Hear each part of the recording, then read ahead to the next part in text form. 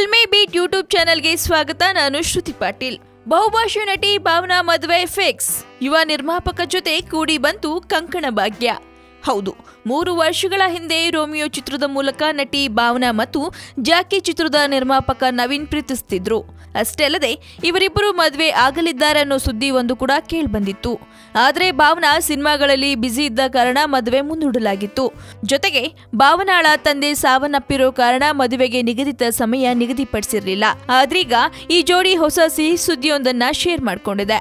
ಹೌದು, ತೆರೆ ಮೇಲೆ ಸಖತ್ ಶೈನ್ ಆಗ್ತಿರೋ ನಟಿ ಭಾವನಾ ಇದೀಗ ದಾಂಪತ್ಯ ಜೀವನಕ್ಕೆ ಕಾಲಿಡೋಕೆ ರೆಡಿಯಾಗಿದ್ದಾರಂತೆ.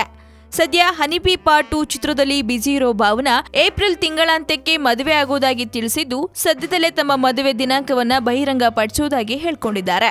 ಮತ್ತಷ್ಟು ತಾಜಾ ಸುದ್ದಿಗಾಗಿ ಸಬ್ಸ್ಕ್ರೈಬ್ ಮಾಡಿ ಫಿಲ್ಮಿ ಬೀಟ್ ಕನ್ನಡ. ಹಾಗೆ ಈ ವಿಡಿಯೋ ನಿಮ್ಗೆ ಇಷ್ಟವಾದಲ್ಲಿ ಲೈಕ್ ಮಾಡಿ, ಶೇರ್ ಮಾಡಿ.